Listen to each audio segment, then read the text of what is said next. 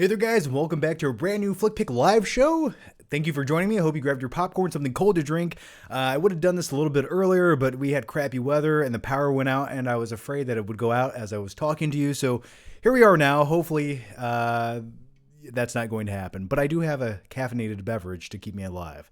Yeah, so this is just going to be a super laid back live show. I don't really have a main topic to start in on. I'm just pretty much just going to take your questions, or we'll talk about movies or whatever you guys bring up, whatever you want. It doesn't matter. It's getting late, and I'm a little bit afraid right now. All right, guys, let's dive into the questions. Where? Oh, there was one. Oh, here comes one from Zach, who's a YouTube member. Thank you, Zach. When you move, will your new Flick Cave look similar to the blue room you had a few years ago, or with the new metal sheets? I prefer the blue room.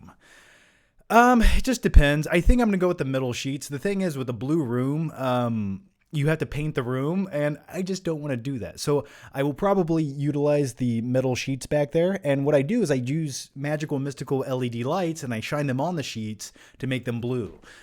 So that's probably what I'm going to do again. But once I move next week, actually, I'm going to rearrange my backdrop to look a little bit different than it does now. I have a few ideas. I'm not exactly sure what I'm going to do, but I'm probably going to have more lights. When in doubt, just have more lights. All right, let's go to the next one here. Mr. Drown 73, thanks for the emoji with the cool Tom Cruise sunglasses. Much appreciated, man. Hey, John, are you going to pick up Apocalypse Now on 4K? Maybe if it was cheap enough. Apocalypse Now is a great classic, but it's not one of those movies I'm going to go back and rewatch over and over again. Like, just having it would make me, it would validate me as a guy who talks about movies. But to be honest, I'm getting to a point where I just want the movies I'm going to watch over and over on my shelf on 4K, or at least the ones I upgrade to 4K. AM, John, do your Bane impression. Oh, not my shitty Bane impression. I have the mask, actually, in the closet behind the camera. I almost want to go grab it to do a proper Bane impression. Also, to do a good Bane impression, you need a cup. Like, you need a plastic cup. Hello, Gotham. I want to introduce you to my live stream. It's the instrument of your liberation. It's really shitty. You know that. Okay. Michael Leahy. Thanks for the super chat, Michael. Hey, John, what do you think of A Hidden Life and Dark Waters? They are the first movies I've seen in theaters since they reopened in Australia. A Hidden Life, I have not seen that. Dark Waters, I didn't see that either. I'm going to double check something here. Yeah, Dark Water. I was, you know what I was getting confused of? I was getting confused of the new Kristen Stewart film where she's like underwater and there's alien sharks that are trying to attack her. I didn't watch it yet. I sort of want to. I'm waiting for it to hit Netflix. But yeah, Dark Waters, I did see that. I enjoyed that. That movie just solidified the fact and accredited me, because I'm always been afraid to drink the tap water out of the sink. It smells like chemicals to me. Like where I live, when you fill up the water from the tap, it smells like pool water. It smells like chlorine and chemicals. I'm just like, I don't trust this shit. So yeah, that movie will definitely make you never want to drink water ever again. So I did enjoy it. Yeah, it's definitely like one of those one-watch movies. Hang on, I'm double checking something here. Let me see. Let's do this. There we go. I want you guys to see the really cool American Psycho emojis. There we go. Oh, I see what happened. Hang on. Transform. Fit to screen. Jesus, that's big. Sorry, guys. I redid everything on my software for this live stream, and I screwed it all up because I'm a dummy. Hang on. I'll attempt to answer another question as I try to fix it here on the spot. The next one comes from Spectator. Thanks for the super chat, man.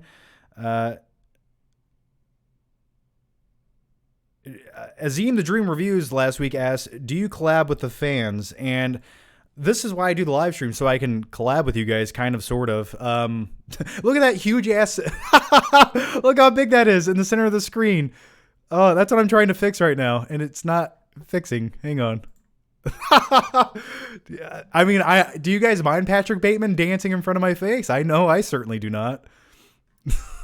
Hang on. I'm going to... come on. Trying to make the software work, and it's just simply not doing it. Come on. Come on. Hang on a second.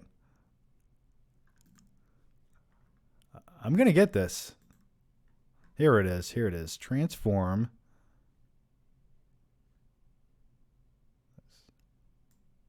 Let's see. Fit to screen? I think I'm just going to leave it dancing in front of my face.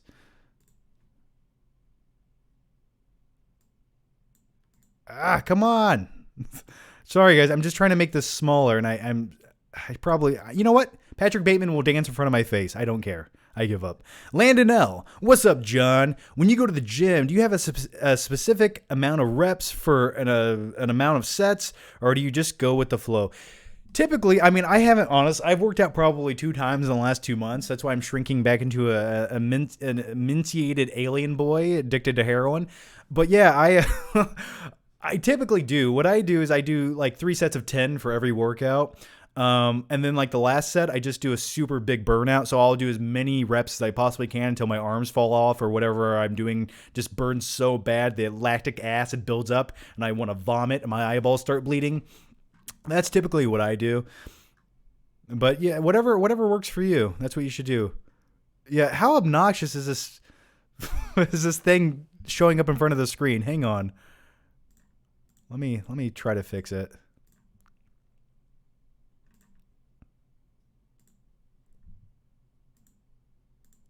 We're going to get this. I did it. Okay. There we go. There we go. Patrick Bateman will now be normal-sized Patrick Bateman. And that makes me feel good about myself. There it is. There you go. I'm looking at you guys. All right. The next one comes from Alberto.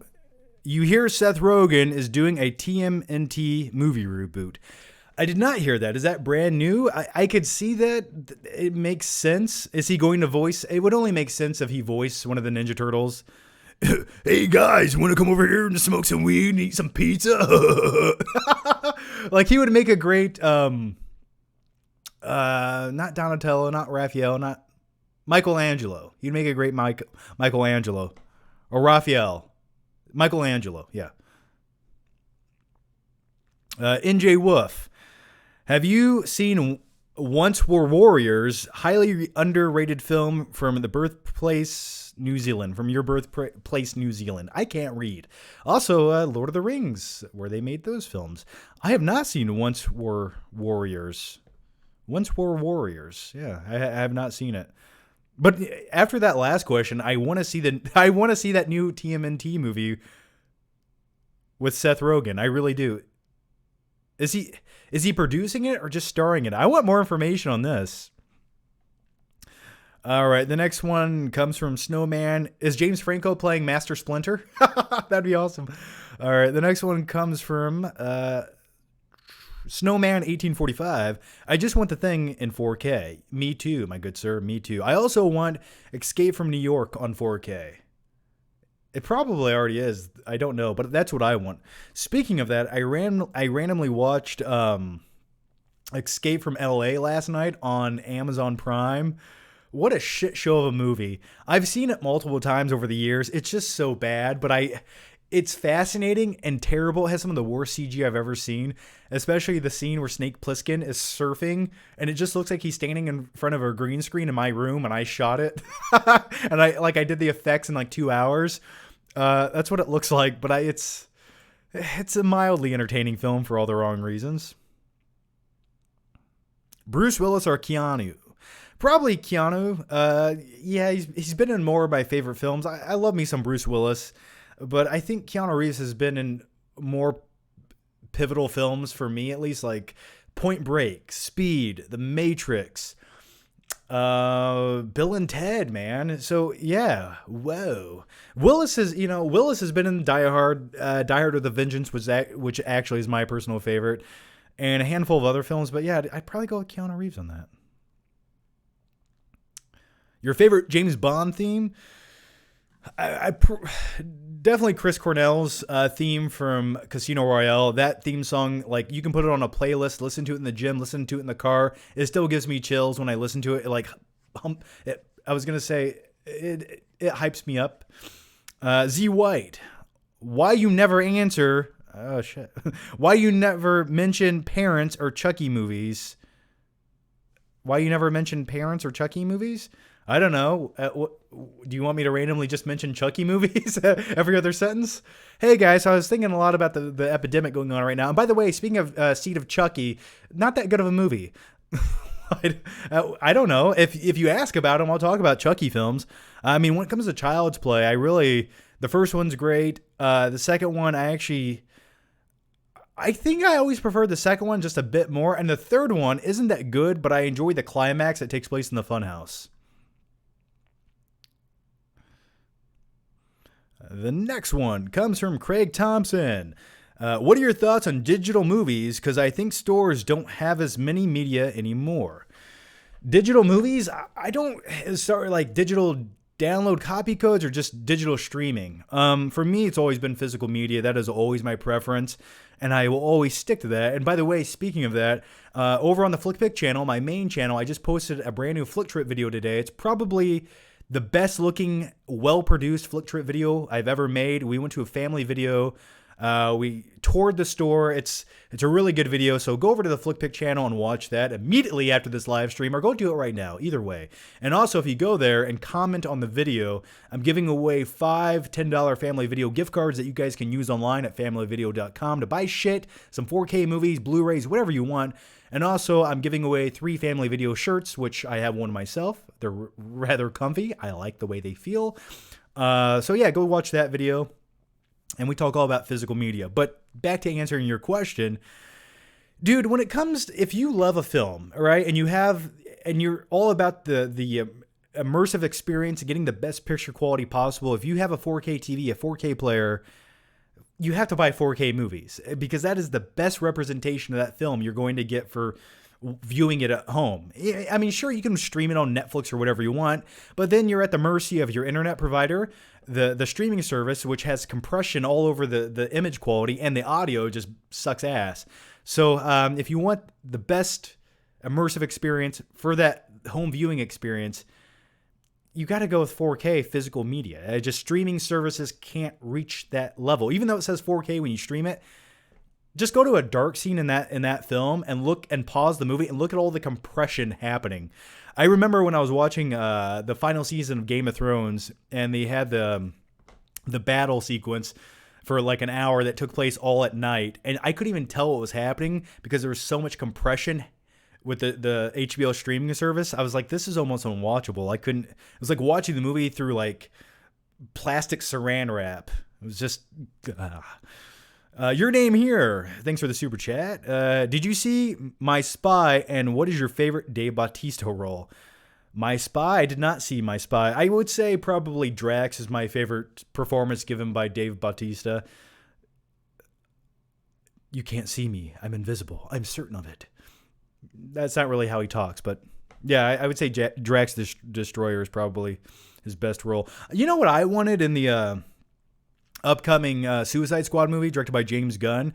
I thought for sure they would have Dave Bautista in that film as like King Shark. Like, I felt like he was made for that role. It just felt like he would have been hired by James Gunn to play that, maybe in the sequel. But give me some King Shark in a Suicide Squad movie played by Dave Bautista. The next one comes from Rob K. Great Flick Trip vid today. Is it filmed in 4K? Yeah, so back to the Flick Trip video. I had my friend, his YouTube name is Portable Trevor. He's like a camera operator by trade, editor. He makes short films. Really talented guy. So what I did to make the video as good as I possibly could, and to take off some stress on me because I'm moving and I didn't have a lot of time, I hired him to film the video. And he has a really good camera, and he has a gimbal, and I wanted that kind of equipment. I just wanted the best looking possible flick trip video ever made.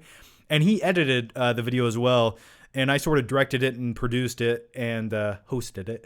But anyway, yeah, so I don't know if he shot it in 4K. He rendered it in 1080p, and that's what I uploaded it as, because it's almost pointless to upload videos on YouTube in 4K. It's just, they're compressed, much like every other streaming service. So I want to say he probably filmed it in 4K. I'm not sure, though.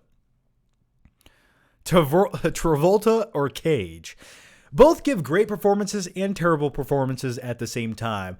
I'm definitely going to lean towards Nicolas Cage. Once again, he's been in more of my favorite films, and Nicolas Cage can almost do no wrong. John Travolta, he does a lot of shitty straight-to-DVD movies, but they're just instantly forgettable. At least when Nicolas Cage is in one of those, you find some kind of entertainment. ADSD, vids, and stop motion. What's your favorite Best Picture winner? Mine's Chicago. Interesting choice. Mine would not be Chicago. I would probably say... There's been a lot of snubs over the years. Nightcrawler. Gladiator won Best Picture. Did Gladiator win Best Picture in 2001, 2002? I want to say it did. But beyond that, I would say Silence of the Lambs is one of the Best Picture winners for me that deserved every award it got. Back in like 91, 92, it won every major award for Silence of the Lambs. It won Best Actress, Best Actor, Best Director, Best Film. So I would say Silence of the Lambs is one of those films that truly deserved it. And it's also, a lot of Best Picture winners don't really stand the test of time. And what I mean by that is you have a movie that wins Best Picture, but guess what? The next year, no one's talking about it. No one's going back and rewatching it. No one's referencing it. So when you have a film like Silence of the Lambs that still has a place in culture and people reference it and it's so iconic and you easily identify what it is, and it never gets old when you watch it. And I watched it just a few weeks ago and I was like, this is a damn good movie. So maybe Silence of the Lambs. Thoughts on Deadpool 2 Juggernaut? I thought it was a better representation of Juggernaut than the one we got with Vinnie Jones in X-Men Last Stand. I'm the Juggernaut, bitch! Look at my big prosthetic arms that look like veiny wieners. Yeah, the Deadpool Juggernaut was good. At least you know what I like? Is in a comic book movie, when they don't downscale a comic book character, and they left the Juggernaut huge and ginormous like he should be. So I really liked it. You know, I think they could have added a little bit more humanity to the character. But I rather enjoyed it. I also really enjoy the theme song of the Juggernaut in Deadpool 2. John, where are you moving to? That comes from Steven, who's a YouTube member. Yeah, Steven, I'm moving to Columbus, Ohio. We move next week. I'm packing up stuff as not as we're talking, or else I'd be loading a box right now. But over the last week, I've been packing up stuff, getting ready to move. So yeah, going to Columbus, Ohio next week. Pretty excited. It's a huge city, and it definitely it'll give me more opportunities for like making videos and flick trips and stuff like that. All right, the next one comes from Patrick John. Hey, Patrick, how's it going, man? Watch the audio commentary to one of my favorites, The Breakfast Club. By far the best track I've watched. Had great insights and was very funny. The stars weren't phoning it in and genuinely wanted to be there. Highly recommend to anyone who loves the film. That intrigues me because I do want to go listen to that right now. Breakfast Club is one of my favorite John Hughes films. Did Everyone Return? Was like Emilio Estevez there, Molly Ringwald, and I'm curious when they recorded the commentary track as well. But I'm all about commentary tracks. I love them. My favorite one ever is Ben Affleck's commentary track for Armageddon. That is the truest opinion you will ever hear about the movie Armageddon. The next one also comes from Patrick. And thanks for the Streamlabs donations. And by the way, Streamlabs donations are better than Super Chats because YouTube doesn't take their greedy, dirty hands and take half of it away. They have enough money. All right, the next. Hey, John, I love the latest Flick Trip. Amazing work, mate. Could you tell me what drone and camera you use? If ever I make a short film, I'll use them. Also, how'd you color correct the video? I noticed it had a nice green tint to it. Yeah, my pal Portable Trevor, that's what he goes by. That's his working name.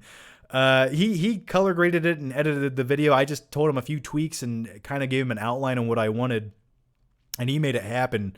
So yeah, Family Video already is a very green store, so it always has like that nice visual representation. So I don't know exactly what he did to color grade it, but I love the way it worked. As far as answering your question about my drone, how would I just grab my drone? Does that sound weird? I'll be right back.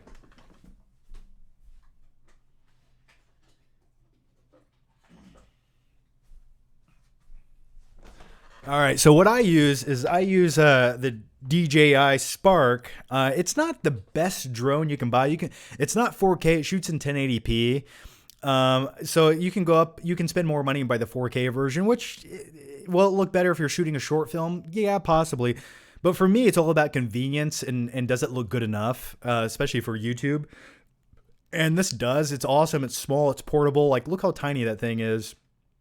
And it does the job. You can pretty much do everything you need to do with this. Also, if you ever do buy a drone, I always recommend buy the additional controller with a drone because controlling a drone on your phone, it's so hard. It looks shitty. You don't have all the manual controls you want. You won't get the shots to look great. Like you can't use the gimbal and the camera to pan across things to make it look nice. So always get the controller. So yeah, I use the DJI Spark. Highly recommend it. And I did crash it once when I was shooting. If you guys saw the Flick Trip I posted like a month or two ago, where I'm talking about Top Gun on 4K, I did crash my drone in the Best Buy parking lot. I hit a light pole and it survived. So, Greg Z, thanks for the live streams. They're great. M. Night Shyamalan's movie, do you think there was any significance that the shape of the puddle in the movie Glass was the same shape as the swimming pool in the movie Lady in the Water? Ooh, I did not even know that. That is intriguing. Is there a significance? I don't know. Maybe that exists in the same universe as well. Who knows? But just reminding me of the puddle that that pretty much is the end to that character just made me angry again. Out of all the ways to kill someone, that's how we're going to do it. And you know, in all honesty, I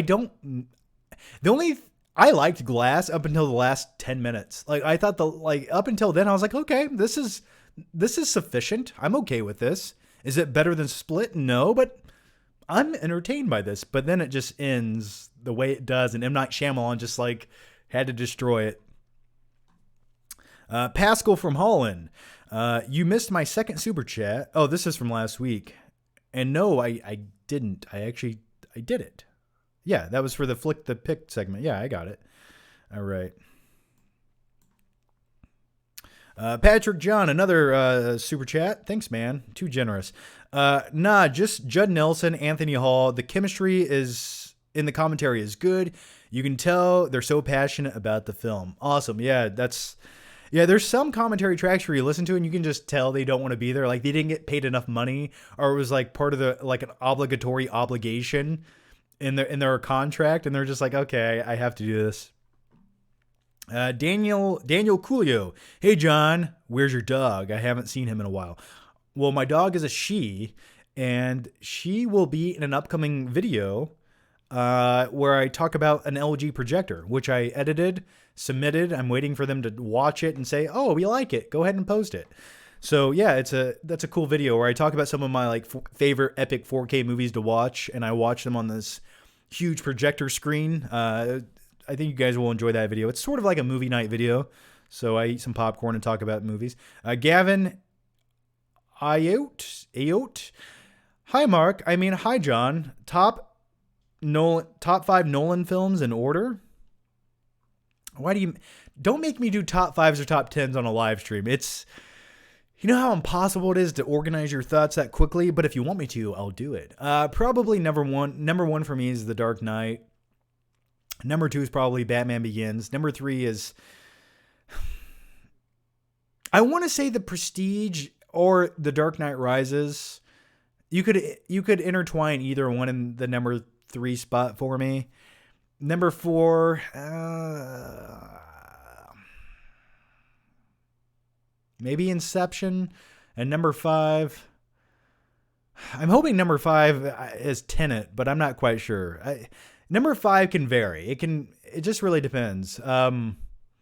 Really, those are if you want my honest opinion, those are like the 4 Nolan films I love and find highly rewatchable. I'm sure other people would say, like his first movie is his best, or you could put that in number 5, or like Dunkirk. But honestly, like those 4 movies are the most watchable for me.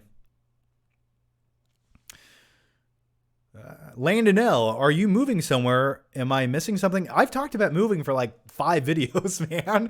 I don't know. Yeah, I'm moving. I'm moving to Columbus, Ohio next week. So that I think I've mentioned that probably for like a year, maybe. And I mentioned it in the live streams. I know that probably every live stream for the last few weeks, but I don't blame you. I blame YouTube, because typically YouTube hides these live streams from you guys and doesn't show them. And when I make the live streams, they like suppress them and they don't pop up for like 2 days on YouTube, and they don't show you guys in your sub box. YouTube, I hate you. But yeah, if you guys want to check out the live streams and not miss them, just click that bell notification. That way you get notified. So yeah, click that little stupid bell notification, because subscribing is not enough. YouTube wants you to click 15 different things so you can watch people's videos. Okay, let's keep going. Thoughts on Shazam? I liked it a lot, from Craig Thompson. Yeah, I like Shazam. I watched it once after the theater. I own it on 4K back there. I like it. There's some things I would like to tweak or change about it if it was up to me. I don't know if Zachary Levi was the best casting choice for the character Shazam. Like, I think the kid cast as Billy was great. I thought Billy was the more intriguing character because he's kind of flawed. He's like a troubled teen who, has some issues in life. And that's fascinating to me. But then you have Zachary Levi portraying him as a big padded muscle suit superhero. And I was just like, I wasn't buying it. I don't think it was bad, but I don't know. I just don't think Zachary Levi felt like the adult version of young Billy, in my opinion. And plus his big padded muscle suit. I'm like, come on. Find a dude who's jacked. What was The Rock doing? I mean, The Rock is going to play Black Adam, but, I'm sure they could have found someone. Rando Commando 41. Hey, John, favorite Bourne film? Going to bed now. We'll listen to this tomorrow. Safe travels. Well, thanks, Rando Commando. Favorite Bourne film is probably the first movie. I think that's my favorite by far. I think as far as like the shot composition, the way it's edited and filmed, that's before Paul Greengrass got his shaky hands all over it. And the first Bourne film just looks like a real movie. As far as like Paul Greengrass films, who directed the later films, some people like that directing style. I do not. It feels like a kid out there with like some handheld camera running around, shooting it and shaking the camera. And like, I get it. Sometimes that shaky cam gives it sort of that ultra realistic experience, but it takes away from the magic of movies. I'm sorry. Like, I just don't want to see like that for 2 hours. It just, I don't know. It doesn't feel cinematic as I want it to feel. The next one comes from Brevins Flicks and Games. Hey, John, my sister just turned 15. By the way, your favorite movie to come out on your birthday month. Mine is Deadpool. Plans of 4th of July. Yeah, so good question, man. A lot of my favorite films. So my birthday is April 19th. There's been a lot of great films that have come out in April. Like Freddy Got Fingered came out in April. And I remember going to see that film for like my birthday. I remember me and my friends went to go see it. That's not one of my favorite films, but I just thought I just remember that coming out around the time of my birthday. Plans for 4th of July. Not much. I'm moving a few days after the 4th of July. So I'm pretty much just packing, being lazy. Maybe I'll buy some Roman candles and shoot them at something. I don't know. But when I was a kid, a stupid teenager, and I remember we always used to buy Roman candles, and we would have Roman candle fights where you take 20 paces away from the other person, you turn around and point the Roman candles at each other, and you say not to aim for the face, but you always aim for the face. That was always a fun game. And by the way, if you guys are in the mood for an amazing video shot back in 2013, go watch the Bane Batman Roman candle fight over on the Flickpick channel. I think you'll highly enjoy it. It's where me and Stuckman just shoot Roman candles at each other dressed as Bane and Batman on top of a parking garage. Your name here. Did you see... Oh, we already answered that. Already answered that. Okay.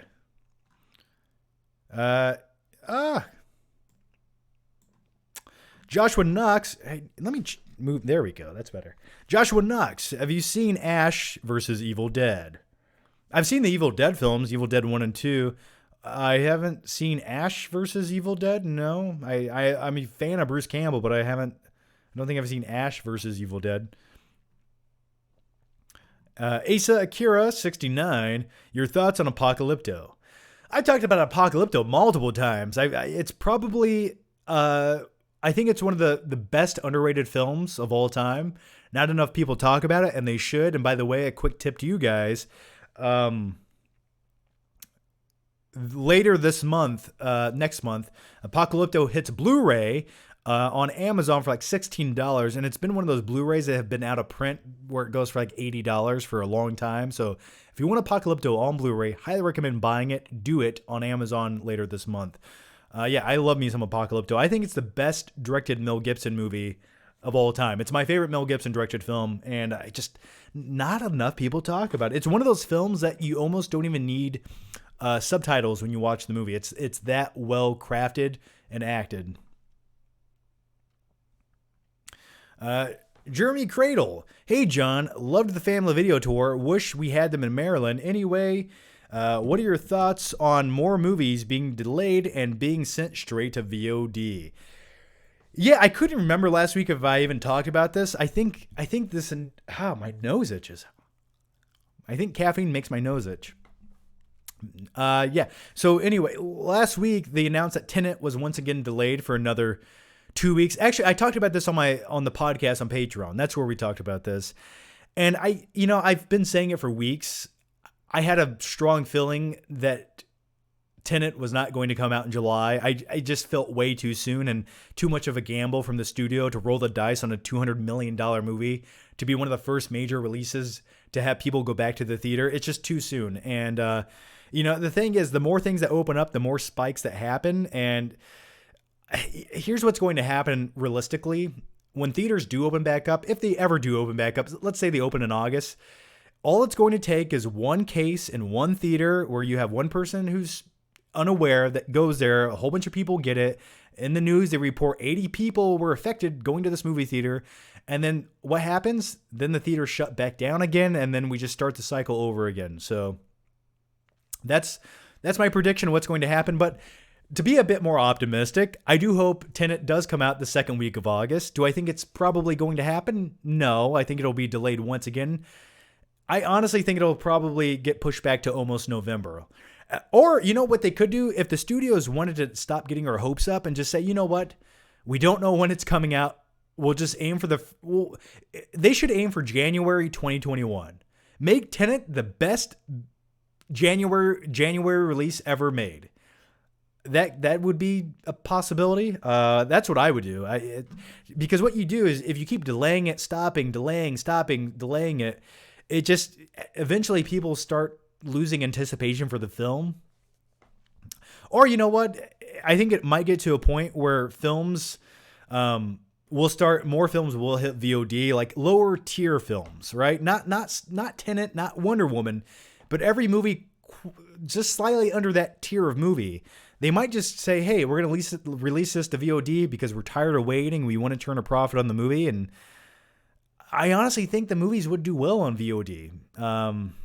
But yeah, it's one of those crazy things, right? Will Tenet ever come out? Will the movie theaters ever actually open back up? Or will new releases ever go back to the movie theater? I know some theaters are open right now and they're showing older films, but yeah, I own those older films at home. I'd rather just watch them here. Lucas Bernal, I always screw up your name, Lucas. Lucas Bernauskowitz. Favorite Salamanca, both shows included. Favorite Salamanca? What the fuck is that?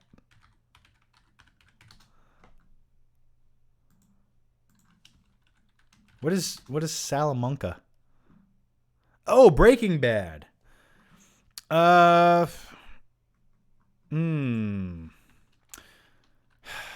you asking which Salamanca character I like the most? I always forget the name. Isn't Salamanca the one who rings the bell because he had a stroke? Maybe him? All right. The next one comes from Michael Serta.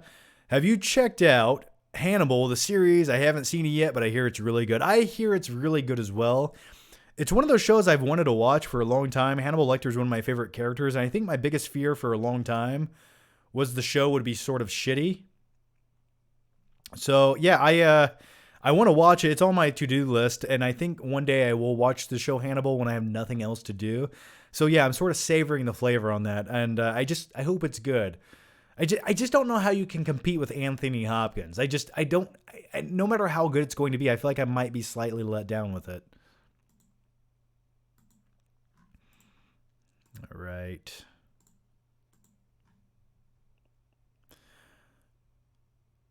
All right, the next one comes from Brevins Flicks and Games. I'm trying to be better at making videos. Thoughts on Artemis Fowl? My short answer is it's boring. Huge favor, whenever you get in touch with Chris, ask him to give me a shout out. It'll mean a lot to me. Yeah, man, I just tweet him. I don't know. Typically, people don't just give people shout outs because they ask, it's, but as far as Artemis Fowl goes, yes, it's probably my worst. It's going to be my number one worst film of 2020 thus far. What a boring waste of $120 million. Like the halfway. Okay, so you have the climax of Artemis Fowl, and you don't even really know what the main conflict of the movie is or who the main character is supposed to be. And then you think this conflict is like the halfway point of the movie. Like in a normal movie, the climax of this movie would have been the halfway point in a normal movie. But then the movie abruptly ends. Then you have a cringy line from Artemis Fowl where he's like, Artemis Fowl, teenage criminal mastermind.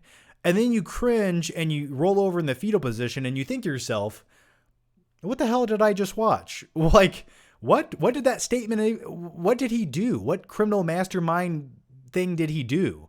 He stood in his house as fairies knocked on the door and wanted to come in. What? Like, it was just stupid. Terrible movie. That movie was everything wrong with movies. All right. Let's find out where I got lost. Okay. The next one, John, you should watch Netflix Umbrella Academy. Yeah, Amber watched that. She said it was okay. I'm very picky about shows I watch. I don't just watch any show. It has to be a great show for me to watch it. Like, go watch Better Call Saul season 5, everyone. It's one of the best seasons of a show I've ever seen. Not enough people watched it. Lucas Burnout.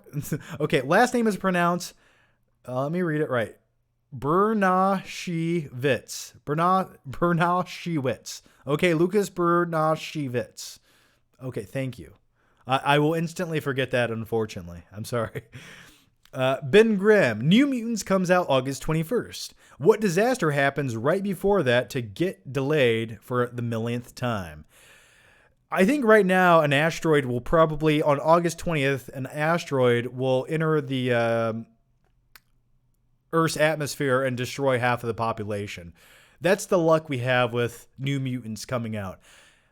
It just needs to come to a point where they're like, you know what? Guess what? It's coming to VOD, everyone. Just watch that shit there. It's only been delayed for 5 years. Carter Lovejoy. Other than Artemis Fowl, What do you think is the worst Disney movie of all time? Anything from animated to live action. Where do you begin with the worst Disney movie ever made? I mean, Rise of Skywalker. Probably one of the most underwhelming conclusions to a saga. I don't know. The live action Lion King movie, I don't think it was terrible, but it was just the most pointless movie ever made. What's another worst Disney movie? Disney has made some really bad movies. I'll tell you one that really disappointed me, and for some odd reason, it made a lot of money at the box office. People sort of liked it, and I don't comprehend why. But it was the live action Alice in Wonderland movie. And I don't understand why anyone liked that movie. It was like the gloomy, lazy, cash grab Tim Burton movie. Like, it looked terrible. It was one of Tim Burton's worst looking movies, in my opinion. It just felt like everyone was standing in front of a green screen, and no one really wanted to be there. Zine the Dream reviews. Miss my super chat up top. Also, number one thing you want to see in CKS3. I don't know what want to see and see. What is CKS3? Season 3? What is season 3? Cobra Kai season 3. Okay, sorry. The abbreviations today, my brain isn't quite here to keep up with that, so treat me like I'm stupid, please. Yeah, Cobra Kai season 3. I want to see, just give me more Johnny, man. And I think Elizabeth Shue will be coming back for Cobra Kai. So that'd be really cool. Who was the love interest in the original Karate Kid? And if anything, I hope Elizabeth Shue and Johnny finally reunite and they rekindle their relationship, because in the original, Daniel got in the way of that. Everything was fine until Daniel came along and started a fight. All right, let's keep scrolling up here. Come on, questions. Come on, little one. Come on. Joshua Knox, you retracted your message, or else I would have read it. Abinash Mahatni. Hey, man, thanks for the super chat there. Have you watched Dark and Naked 1993? Both are lovely. Dark and Naked? I have not seen Dark and Naked 1993, but now I'm going to look it up. Anytime you type in Dark and Naked on Google, scary shit's going to happen. Dark and Naked, a comedy drama. Okay, that sounds good. Who's in this? Dark and Naked. What is this about? An unemployed vents his rage of unsuspecting strangers in nocturnal London. Okay. Yeah, I've never seen it, man. I believe it's a foreign film. Maybe that's why I never saw it. Atine Bergwat. Etney. You know I can't read. Do you a Morgan Freeman impression? God. My name is Morgan Freeman, and this is a shitty impression. That's all I got. Beach Bum 0331. A Knight's Tale is underrated movie. Agree. I like A Knight's Tale. Yeah, I really do. It's sort of like a weird blend of like modern day like rock music and Heath Ledger being a knight. I like it.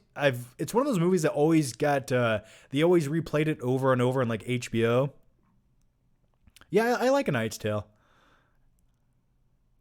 You've been left wanting and needing. All right. The next one comes from Azine the Dream Reviews. John, people say Cobra Kai has realistic fighting despite no actor being a martial artist. People say Jackie Chan has cartoony fights despite him being a martial artist.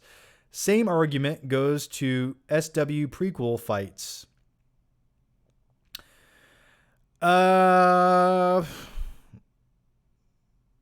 No actor has... I don't know. I mean, the martial arts in Cobra Kai are sufficient to the story. Not everyone can be a trained martial artist. You know, the cool thing about like movies like the original Mortal Kombat was they actually hired world-renowned martial artists to play the roles of like Sub-Zero and Scorpion and Reptile. So I thought that was a really cool thing. But yeah, you know, you can't have every actor be a martial artist. Not everyone can be Chuck Norris. But as far as Jackie Chan's fighting style, it's over the top. It's like very embellished and it looks cool on camera, like Jackie Chan the way he fights. I mean, in realistic martial arts fighting, you don't fight with a broom handle and do a whole bunch of crazy shit with it. You just don't do that. So, yes, I like the way they present their fighting abilities on camera. Man of Steel. Hey John, first time here at the live stream. Love your vids and style, especially with Stuckman. Do more. I'm trying to make it as a filmmaker. Any advice? I'm not a filmmaker. I'm a guy who makes YouTube videos, and I try to make the best looking YouTube videos I possibly can. But my advice to you, just from a business perspective, is you need a network. You need to create something. You need to have a portfolio to show people, to entice them to hire you. If I were you, I would start working for free. I would be an intern. I would go work and get all the experience I possibly can and suck up as much knowledge as you can and really reach out to people. Why is the live stream going so laggy and shitty? It feels really is it the live stream feel laggy to you guys? Hang on, let me double check this. Yeah, so anyway, that's what I would do. Just network as much as you possibly can, and then go work on a set somewhere.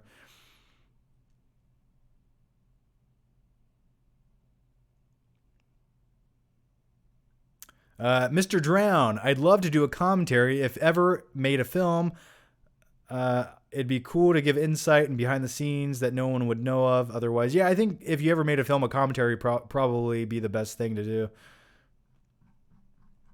All right, let me catch up on some of these questions here. Abinash Mohatni. Do you know people in India prefer piracy over physical media? Blu-ray is expensive, $35 to $45. Here are not easy to find. Here, standard salary is $250.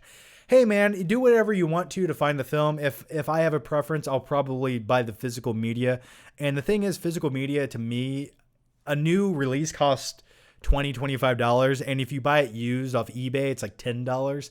And if you go to a dirty old pawn shop and you want to take the risk and whatever, and you can buy Blu-rays for like $5 at pawn shops or used media stores. So yeah, but watch the movie any way you can, man. Hey, no judgment. Ricardo Franco, thanks for the overly generous super chat here, man. Thank you, much appreciated. And Ricardo has been a longtime supporter here and on Patreon, man, and you're too nice. I need to meet you someday so I can give you a hug. And we'll leave it there. But I do appreciate it, man.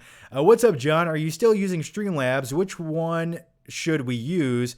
Have you seen Under Silver Lake with Andrew Garfield? I love it and think it's your kind of movie. Seedy and gross. Kind of sociopathic. Main character is a great score and mystery. You know what I need. You know my flavor of movie. Dark, seedy, and sociopathic characters. I have not seen it, but I will take your recommendation, actually, and I will put that on the list. And I am using Streamlabs and Super Chat, whatever you want to use. The Streamlabs link is down below if you guys want to check it out. If not, hey, just thanks for watching. And thanks, much appreciated, Ricardo. Michael Serta, are you going to watch UFC 251 next Saturday? The whole card is stacked. I have not kept up with UFC whatsoever for years. I watch some of the cool fights. I watch like the clips of them every once in a while. As far as like renting the pay-per-view for $98, I haven't done that. I'm a fan, but I'm not that big of a fan. I'm a very casual fan of UFC. Yeah, someone said it's a little bit laggy. Yeah, I don't know why. Maybe it's the settings or something. Maybe I can try to figure it out here in a second, but yeah, I will try to fix it. Who knows? Could it be the internet today? I don't know. All right, I'm going to answer a few more questions, then we'll take a quick break. Actually, you know what? I'm gonna take a quick break, and then I'll be right back. So don't go anywhere. I'm gonna answer all of your questions. Hopefully, I'll try to fix this lag. So I'll be right back, guys. So go grab something cold to drink, some more popcorn, and I'll be back.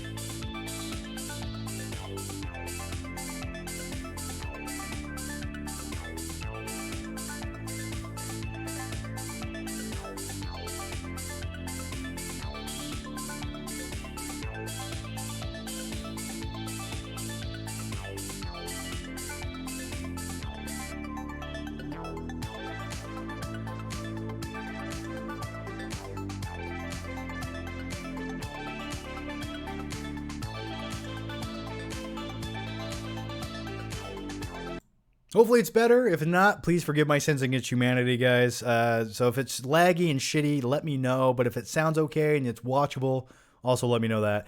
It's probably some weird setting or the internet. It's always got to be a technical issue. Brevins, Flicks, and Games. I agree with you on Artemis Fowl, my friend. For everyone, please skip it. So great to have the opportunity to chat with you. See you next week. Well, thanks for joining, Brevin, and I hope to see you next week. And good luck with your YouTube channel, man, and make some videos. Azim the Dream Reviews. Original Star Wars movies had simple sword fights, whereas prequels were too choreographed, but the prequel looks like you actually need Jedi training to do that. Yes, I agree with you. They're overly choreographed. The prequels, it just feels like they're waiting for them to swing the lightsaber, to do a backflip 15 times in the air and then land back down. Sometimes simple is so much better. You know, if you go to the final lightsaber battle between Luke and Darth Vader, that's phenomenal. You can feel the rage and the anger and like the emotions as they're just swinging those lightsabers at each other, just trying to like murder each other. And that's better. That's like raw and visceral. You know, if Luke was doing backflips and Darth Vader was doing cartwheel flips and spinning it around and all that bullshit, like, no, that takes you right out of it. But with all that said, I do stand by the lightsaber fight in Phantom Menace. That, to me, that made sense with Darth Maul's fighting style. Like, that sort of made sense. But for the most part, everything after that was just like, it was just like a cartoon character doing backflips. It was just awful. You were supposed to be the chosen one. Dylan Peter. Hey, John. In an old video of yours, you said you wanted to live in a van at one point of your life, but you said it was a story for another time. What's the story behind that? I don't know. Sometimes I just say things on the fly that have that I don't know. I just make it up as I go. But I'll be honest with you. I watch a lot of weird things on YouTube. So there's a whole category of things on YouTube. It's a whole like community. And it's called van life videos. And what people do is they deck out like camper vans and they put like TVs and beds in them and generators and PS4s and whatever. And they basically travel around in their van with all these amenities and they kind of just like live their life free. And I, at one point, just for like a brief moment, I considered that. I was like, I could do YouTube videos in my van. I could drive around. I could like explore the country. And then I was like, that sounds lonely, and I would probably get tired of driving like the second day of doing it. And then also those people have to they usually have like a portable shower they use on the back of their van, or they'll go into like a gym or something and take a shower. I don't know. It sounded like too much of a hassle. Maybe that's what I meant when I said I would live in a van down by the river. Man of Steel, thanks for the advice. Now rank all 11 live-action Star Wars films from worst to best, or create a video on it. No. For me, the best is probably, it's a toss-up between, I actually like Return of the Jedi. Like, I find that almost more rewatchable than Empire. I know it's not the better film. I really know from a critical standpoint, it's not better. But for me, Return of the Jedi, it has more in it that I like to watch again. Like the lightsaber battles. I love to see that. Like the little Ewoks. Like, okay, whatever. But I like to watch their little village. I like the different settings. For me, it gives you more of the fun. Dylan Peter. Hey, John. Oh, I already answered that. Angelo Fazina. Also, did you like movie 43? No one liked movie 43. No one in movie 43 wanted to be there. You know, they shot some of the scenes in movie 43 in people's garages, like the actors' garages, because they didn't want to go anywhere to be in the movie. So they just were like, come to my house and we'll shoot it here. I don't know how that movie was made, and I want to know which kind of blackmail the producers had over the actors that were in that film. Like, how did you get Hugh Jackman to be in the movie? I don't know how it happened. Angelo Fazina. Thanks for the Streamlabs donation. Much appreciated, man. Your thoughts on the movie The Hunt. Also, your reference to Zombies Ate My Neighbors in your video store made me smile. Didn't think many people remember that game. Also, if you haven't seen the Greenland trailer, check it out. Have I seen the Greenland trailer? Let me look. Oh, Greenland, yes, the apocalyptic movie with Gerard Butler. It actually looks like a mildly entertaining Gerard Butler movie, doesn't it? Like I love movies about disaster, especially like practical disasters, like the shit M. Night Shyamalan does, or not M. Night, director of Independence Day, Roland Emmerich does. Sometimes it's just a little too like out there. But like when you have actual meteors and comets and asteroids coming to Earth, I like that concept. I liked that trailer. I have not watched The Hunt yet. I've been meaning to. I almost bought it at Family Video during that when we were making that video, but I think I forgot to do it. And also, Zombies Ate My Neighbors. Zombies Ate My Neighbors is probably in my top 5 video game movie or video games ever made. That's one of the funnest, most enjoyable, well-crafted, well-made video games ever made. But you had to play it on the SNES. The Sega version isn't as good. And I was really pissed off that they didn't put that on the classic SNES. I was like, why? Why is that not on there? And for many years I've said this. Why don't we have a Zombies Ate My Neighbors live action movie? Like that's a live action movie I want to see. Patrick John, can we just talk about how good Ferris Bueller's Day Off is? I've always loved it, but after watching it again the other day, something clicked and it instantly made my top movies of all time. Plus, I relate to it a lot, skipped a lot of school in my time. You and me both, man. Listen, I got suspended from school probably 5 or 6 times just for a lot of stupid shit. One time I didn't tell my friend for accidentally breaking something, and I got suspended from school, and they're like, well, since you're not telling on your friend, we're going to suspend you for 3 days. And also your friend's suspended for 3 days. And I remember we looked at each other and we're like, that just means we're going to go hang out and do whatever we want for 3 days. And that was the best time of my life. It's like, but anyway, yeah, Ferris Bueller's Day Off is highly relatable. It's always been one of my favorites. And I actually randomly watched that the other day as well. Now the actor in the film who plays the principal, what is his name in the movie? Rooney. Go Google him right now. He made some no-nos later on in life, some creepy stuff, which kind of tarnishes the movie just a little bit. But yeah, man, just like when him and Cameron steal his dad's car, they go to downtown Chicago. That's like I loved every second of that. And when I finally did go to Chicago years later after watching the movie, it sort of felt like you were in like Ferris Bueller's Day Off. I remember going to the top of the Sears Tower, which is called the Willis Tower now, and just looking down, and it was so awesome. I felt like I was in the movie, so I do agree with you.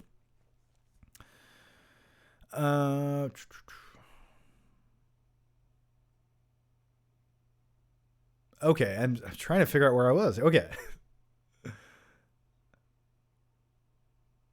Oh, okay, there we are. All right, Matt Jensen. Hey, John, what are your thoughts on Rocky 2? I think it's extremely underrated film and nobody talks about. Well, Matt, thank you for the fucking awesome, generous Streamlabs donation, man. Much appreciated, and that will help pay the internet bill for sure, man. Thank you. Yeah, so Rocky 2, I like Rocky 2. I think when it comes to the Rocky films, Rocky 1 is by far the best. Rocky 2 is also like, it sort of feels like the same thing once again. I think all the great things happen in Rocky 1, and you're sort of echoing that in Rocky 2. And then after Rocky 2, you sort of go the route of like a little bit bombastic with Rocky movies. Like they start really feeling 80s after that. Like when Rocky and Creed start running on the beach and hugging and belly shirts, which I love. That's the ultimate bromance scene of all time. But yeah, I think Rocky 2 is a solid movie. I think Rocky Balboa has the most heart when it comes to a sequel. But yeah, I like Rocky 2. It's not my favorite though. Like I have a guilty, like my guilty pleasure is Rocky 4. Like it's an hour and a half movie that is basically half of it's just training montage sequences with 80s rock ballad music playing. Like that's all that movie is. It's training montage sequences with 80s rock music. And I say, hell yeah, that's awesome. Ethan Holgate. Hi, John. Have you seen the rated R superhero show, The Boys? It's like Justice League, only there are assholes. It's effing incredible. Highly recommend it. Season 2 comes out soon. Also, the new sci-fi show called Foundation, made by Apple TV. I don't watch Apple TV. Yeah, I did watch The Boys. I liked it. I liked the ending, which is just brutal and gruesome. I liked it. It's sort of... I do like it, but I don't love the show. Like there's some episodes where I'm like, oh, this is fun, but there's other episodes where I'm just taken out of it. I'm like, it feels like it's trying a little bit too hard. It's sort of like, it sort of reminds me of, I just forgot the name of it. I just forgot the name of the movie. Whatever. We'll go to the next question. Man of Steel says, okay, fine. Point taken. What about ranking the Captain America trilogy? A level 3, but Winter Soldier is my favorite. I think critically speaking, Winter Soldier has the strongest narrative. Oh, by the way, I was thinking of Watchmen. Yeah, The Boys feel like a more comedic version of Watchmen. That's what The Boys feels like to me. And ironically enough, we have a Watchmen TV series as well. But yeah, so the Captain America movies, I like the first Captain America. I really do. I think the first act is the best of the film. I like when you see little scrawny Steve Rogers before he gets all jacked up in the super soldier serum. But yeah,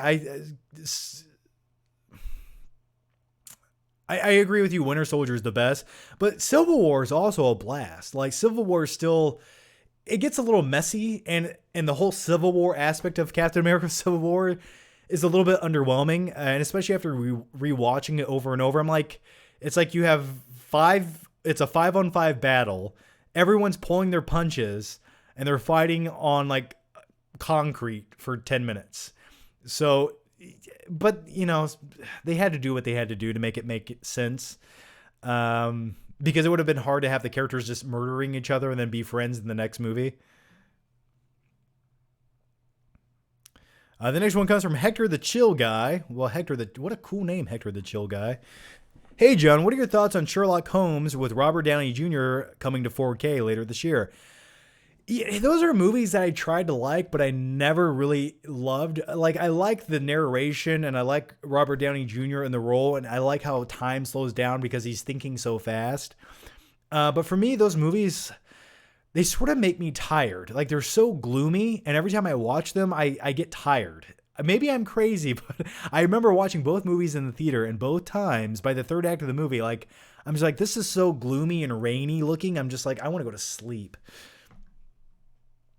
Alec Garza, did you see the rumor that the new Star Wars trilogy is going to be written off canon as some sort of Elseworld story? I didn't read that. I knew some, like basically they can't make a proper Star Wars film, and hopefully they just stick to what works for the upcoming ones. I haven't read it. I don't know anything about the new Star Wars movies. I'll be completely honest with you. After Rise of Skywalker and Disney making these films, I lost a lot of interest, and I'm at the point where just put the movie out. I'll go watch it. If it's good, great. But I'm at the point where I'm just like, I don't care until I see it. I'm tired of being disappointed. Tom Roberts. I got suspended in 4th grade for describing the scene where Arnold Schwarzenegger ripping his skin off his arm in Terminator 2. A kid started crying. We've all been there. Yeah, we've all been there. That's awesome, though. What a great way to get suspended. I remember one time in class, I got suspended, and I think my teachers thought I was a sociopath, where we had a group session, and what was supposed to happen, you were supposed to draw like one thing draw one thing on an image, like a picture, on a piece of paper, and then pass it to the next person, and they add something, and then you pass it to the next person, and they add something. So by the time it got to me, there was like 5 characters. There was like a little house. And what I did is I drew a character with a chainsaw cutting off one of the other characters' heads. And I think that was the first time my teachers thought I was Patrick Bateman from American Psycho, even though I did this in 5th grade before the movie came out. And I just thought it was funny. Like, I didn't have any ill intention. I wasn't like some crazy kid who wanted to go torture animals in the woods. I was just like, oh, I have this red crayon here. I'm gonna make funny doodles. But then they thought I was crazy and they kicked me out of school.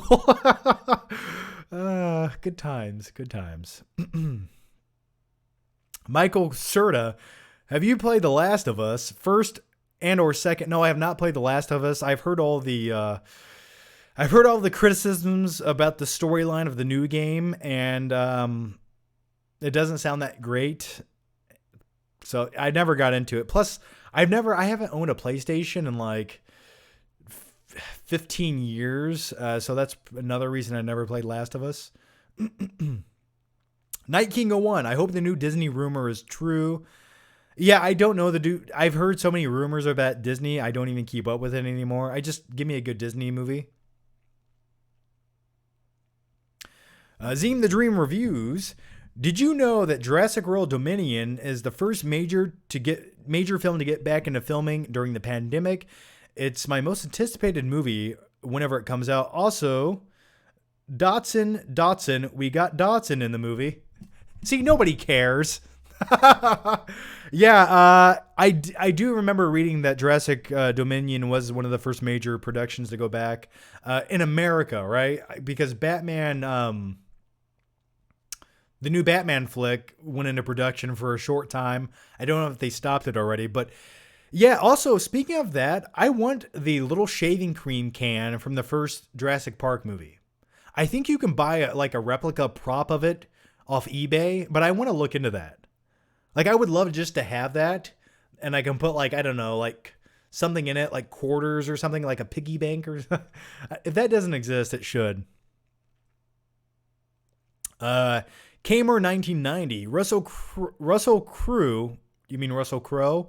Or Christian Bale? For me, it's Russell Crowe. It just depends. You know, Russell Crowe, for me, he made Gladiator, but Christian Bale, he was Batman, right? And he also, when it comes to like a character performance, you can't top Bale. He does whatever it takes for the role. I would probably go with Bale. He's been in more of my favorite films.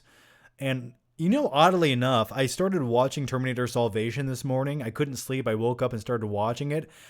I don't hate Terminator Salvation. It's one of those movies where you're like, you see the potential. You're like, oh, this could have been so much more had you not cast Sam Worthington in it and had a better script.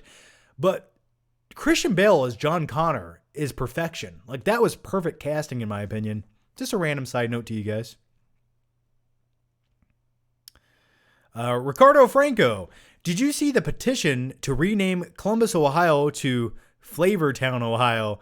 I'd like to live in Flavortown. Yeah, I don't know how comfortable I feel with that. Flavortown, Ohio. That sounds weird. I don't know. Sounds like a weird dystopian futuristic place you go to. And it's run by Biff Tannen or something. I don't know. I don't know how I feel about that.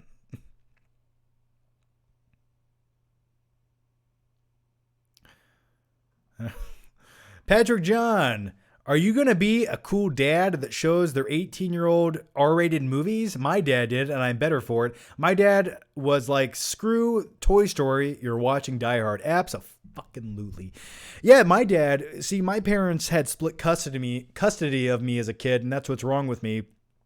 But on the weekends, what I would do with my dad is we would always go watch movies. Like, that's what we did. We'd always go to the movie theater and watch whatever new movie was out. And my dad didn't care what it was. We would go watch it. So when I was growing up in the early 90s, mid 90s, when I was doing this, we would go see movies like True Lies. We would go see movies like Last Action Hero. Gosh, there's so many other movies. I can't even remember. Whatever R-rated movies came out between like 1993 to 1995, we would go see in the theater. And it was like, I remember being a kid watching True Lies and like Jamie Lee Curtis dancing. And I was just like, this is amazing. And I think it like, elevated my taste in films and cinema at a young age, and didn't dull me down, and it like I stepped into like what great films were maybe earlier than I should have. So I always had like a different expectation for movies growing up, even as a kid. So yeah, you can't baby people. Like nowadays, I think kids are babied and like they live in a bubble. No, you gotta show them R-rated crazy shit. You have to show them T2, RoboCop, show them blood, guts, and gore and cussing and explain to these kids, you know this isn't real life, right? This is a movie. This is for the sake of entertainment. And when you can decipher the difference between reality and art, then it makes you a better person and formulates your brain to be better. So I don't know what I'm talking about anymore. Let's go to the next question. But yes, I will be showing my kids R-rated action films as soon as I possibly can. Maybe age 6. I would say that's a good time to start watching R-rated films like Predator. It's never too early.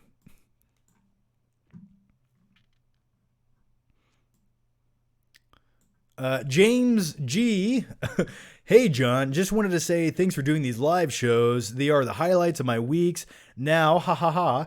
Also, hello from Melbourne, Australia. My thoughts on Ozark's final season coming out. Thoughts on Ozark season 3. Ozark season 4 coming out. Okay. Yeah, thanks, James, and I hope things are going well down under. So yeah, Ozark season 4, it's coming out, and season 4 will be split into 2 7-episodic seasons. So the first season will come out, and I think we're gonna wait like 6 months for season 2, part 2 of the season to come out, and that's okay by me. You know, for me, sometimes you don't necessarily need 10 episodes for one season. So if they want to actually continue the story and shoot them back to back and give you 14 episodes. Sounds good to me. And I think that'll make for a stronger finale for Ozark. So yeah, I can't wait to check it out. My only weird criticism with Ozark, the TV show, is the color grading it's just a little too blue. Like the blue filter is just like a little too much.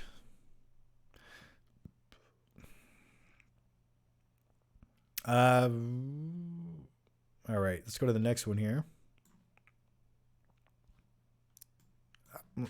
Come on, questions. Where are you? Okay. Show your kids Martyrs from 2007. I don't know what that is. I watched Jaws the other day with my 5-year-old. Yeah, absolutely. That's fine. It's just a shark. Sharks eat people. That's like kids need to understand that. Like that's teaching them about the dangers of the ocean and predators. Favorite Stan Lee cameo? I like Stan Lee in some of the I like Stan Lee in Mallrats, actually. As far as like a Marvel movie cameo, I liked his cameo in the first Hulk movie where he drinks the green beverage. Whoa.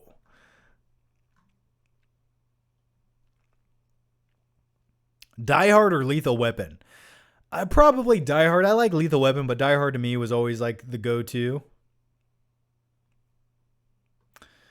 Thanos or Darkseid?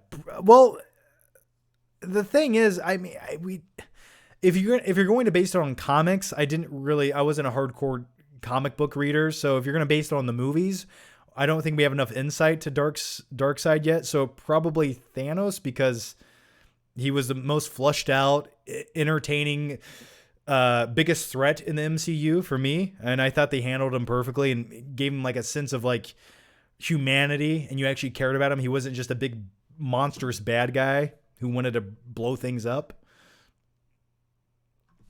Ricardo Franco. Catch you later, John. I'm going to go practice my French flipper trick.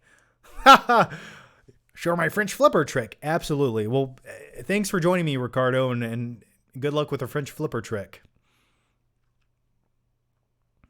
What you flush down the toilet, I place on my mantle. I love Danny DeVito's Penguin. Take care, Ricardo, and thanks for joining me, man. Show Temple of Doom to your kids. Absolutely. And when he rips that heart out for a sacrifice, I will repeat it over and over until they comprehend what they just watched. Josh Markle, have you watched The Floor is Lava on Netflix yet? I have not watched that. I feel like I've seen the thumbnail for it every time I go to Netflix, but I haven't watched it. Favorite talk show? My favorite talk show. I like Dr. Phil for all the wrong reasons. Do you ever look in the mirror and realize you're a piece of shit? Yeah, I do. So, yeah, probably Dr. Phil has the best segments ever. I like when you have the little kids on there and they beat up their parents. I'm just like, beat that kid's ass.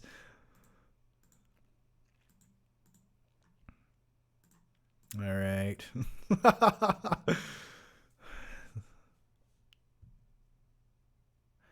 Hang on. Come on, YouTube. Update. Mr. Drown 73. I remember my dad taking me to watch Wild Hogs back in 07. William H. Macy's pale white ass still haunts my dreams to this day. I forgot that even happened in Wild Hogs. Yes, if you want to talk about the worst Disney movie ever made, Wild Hogs is probably one of them, which relates to the question someone asked earlier. Yeah, what a terrible movie. But you know that movie made a shit ton of money. People went to go see it, and I don't know. Maybe it was the movie that people... I think it came out at a time where nothing else was coming out, so that's why it did so well. And by the way, guys, a quick question to you. If you're watching this live stream, did you guys see the live stream pop up in your subscription box, and did it say live? Like, did you see it, the live stream actively playing, and you could join it in your sub box? Let me know, because YouTube has been screwing me over for a couple weeks now, but maybe they fixed it. All right. Let's go to the next question.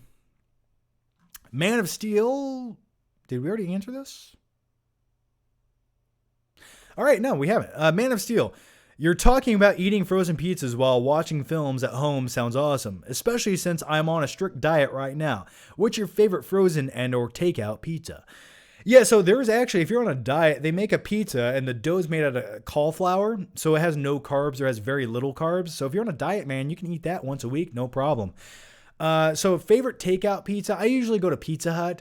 For me, like the thin crust pizza at Pizza Hut is amazing. But if you order pizza from Pizza Hut, you always have to ask for extra sauce. I don't feel like they put enough sauce in their pizzas anymore. Yeah, but I highly recommend the wings from Pizza Hut as well. So delicious, so good. You're making me hungry right now. I have some leftover Mexican food in the refrigerator calling my name right now. As soon as I'm done with this, I'm going to go eat it. Night King 01, Temple of Doom was always the goofiest to me.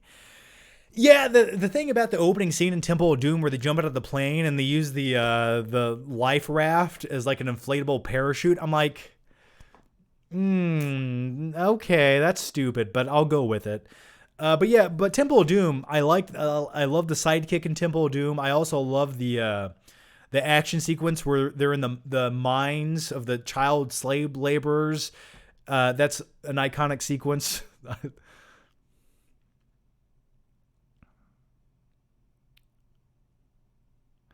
John, favorite buddy cop movie? Besides Lethal Weapon, I think probably Die Hard with a Vengeance is probably my favorite buddy cop movie and one of the most underrated movies. Everyone always says, "Oh, I like I like Die Hard 1," but no one talks about Die Hard 3. For me, it's the more entertaining film. You go places. It's the action sequences are a blast, and also you have Samuel L. Jackson and Bruce Willis teaming up in that movie. It's like the perfect chemistry, and if you watch, and I wanted to say this actually a while ago when I watched it just a few weeks ago. If you watch the first 10 minutes of Die Hard with a Vengeance, they do some crazy shit in that film that with everything going on nowadays, they would probably never put into a movie again. And so, yeah, that's another movie I feel like that will be edited very shortly. The stream is actually in my sub box this week. Well, good job, YouTube. Thank you. Thank you for actually showing my subscribers my video. It does mean a lot. Good. All right. Well, that's good to hear. Thank you. Corless Cordy. Have you seen Dirty Rotten Scoundrels? It is it any good? I have not seen Dirty Rotten Scoundrels. Mr. KW Jones, hey John, what would you do for a Terminator rejuiced film? Don't give me passive answers, bro. Give me some detail. And who would you cast as John Connor? Utah, get me two. Utah, give me two. I'm so hungry I could eat the ass in out of dead rhino. Oh, I love me some Point Break. All right, let's talk about Terminator movies. What would I want to see in a sequel? Well, first of all, what I want to see them is stop trying to reboot and tell the same story over and over again. Stop trying to make Terminator 2. Dark Fate, I'm talking to you, okay? It's already been made. Let's move on. Let's move on to the post-apocalyptic future. Let's go where the machines took over.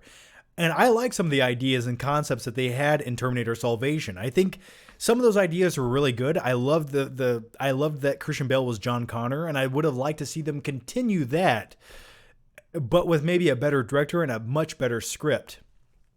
Also, I would like if somehow half of the movie took place in the post-apocalyptic setting with John Connor, and then you can go back in time. That's fine. I like when the Terminator movies go back in time to an earlier Terminator movie, just for a few minutes. And I think that's really cool. And when you do it right, I like it.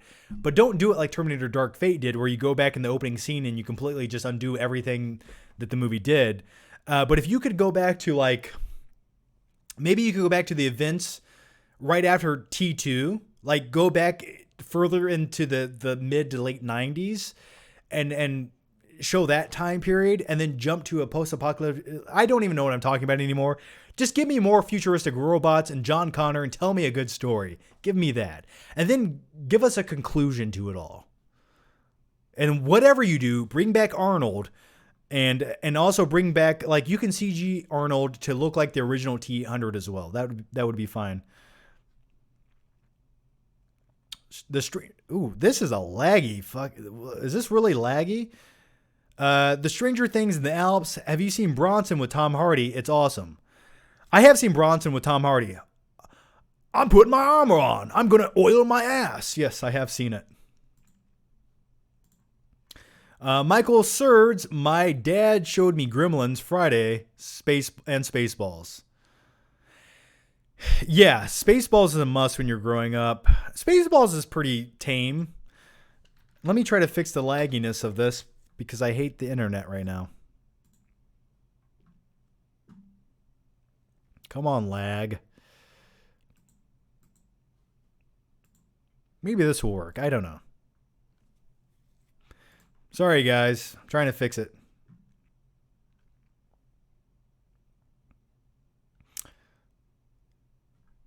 Let me know if it looks better anytime soon. Yeah, the internet connection looks good. I don't know what it is. It could be YouTube. I don't know. I even lowered the video resolution on this to make it stream better. Nothing I do ever works.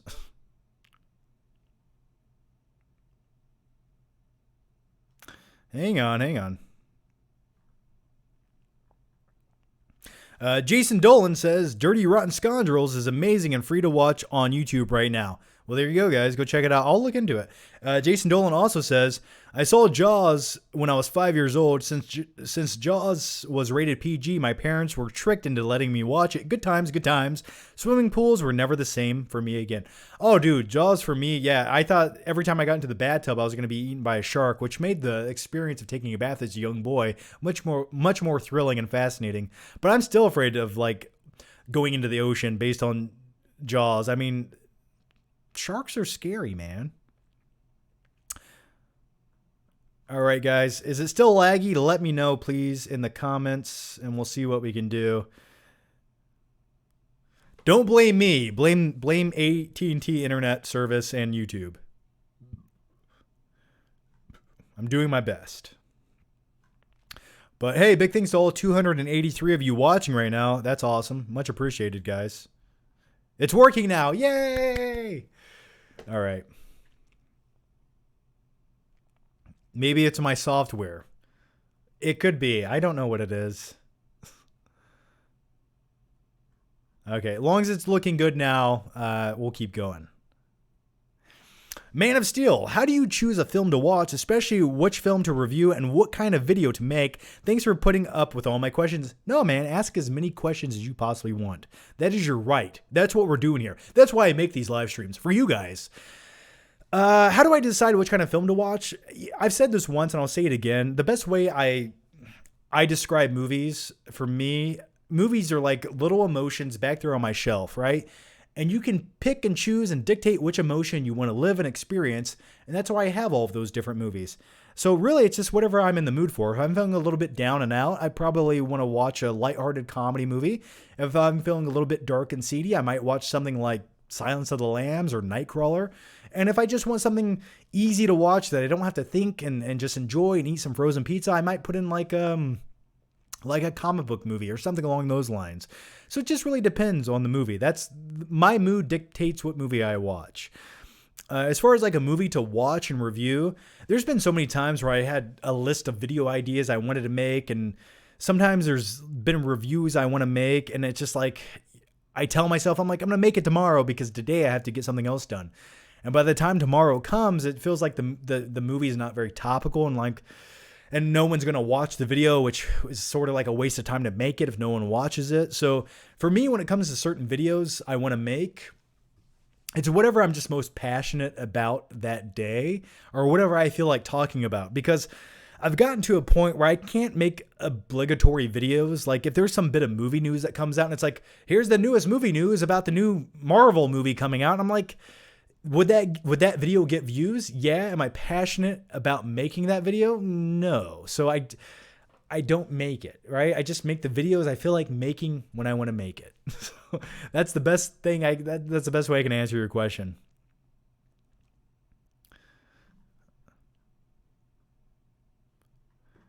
The Stranger in the Alps. Yes. By the way, I did answer that earlier. Have you seen Bronson with Tom Hardy? I did answer that.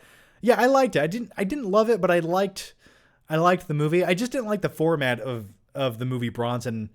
I didn't like how he talked to the camera throughout the film. I don't know. It kind of took me out of it a little bit. What did you think about Sucker Punch? To me, Sucker Punch was the definition of style with no substance. Like the character of Baby Doll was cool and some of the cool visuals, but man, it just felt like a demo reel, like a visual representation of like some guy who trying to show what he can do with like computer graphics or something. It didn't feel like a real movie. It felt like an entire movie with video game cutscenes put together, like live action video game cutscenes. Night King 01, is an Artemis Fowl review coming? No, probably not. I mean, if you guys want one, let me know. I have like 3 days to make videos before I move. So if there's nothing else relevant to talk about, maybe I can make the Artemis Fowl video. It was so forgettable. And we did talk about it in depth on the podcast, on Patreon. And if you're a YouTube member, you guys can listen to that. But maybe if I have nothing more to talk about over the next few days, I might put that video. I can make that video. I also have another unboxing video I need to do where I unbox, it's late. It's like a week late, but the Jaws 4K unboxing I want to do.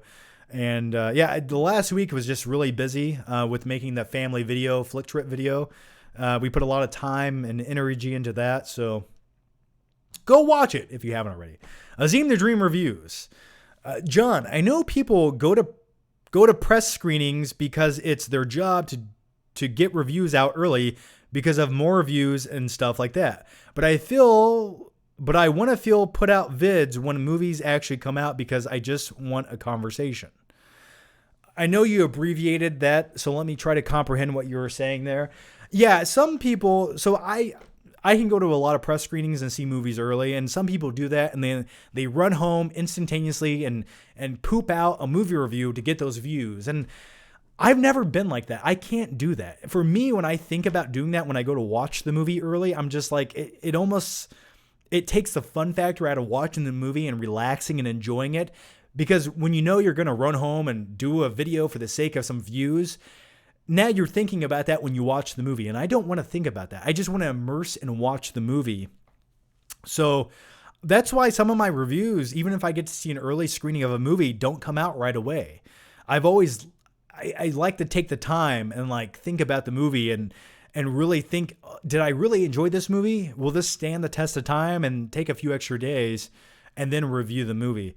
And that's why I don't put out movie reviews. I'm not the first guy to put out reviews whenever a new movie comes out. So I like to give you my honest opinion that won't change the next day, because I used to put out reviews as early as I could sometimes. And, looking back on them, I wasn't happy with them. So Patrick John, you've made videos about this, but can you talk in detail about your fighting?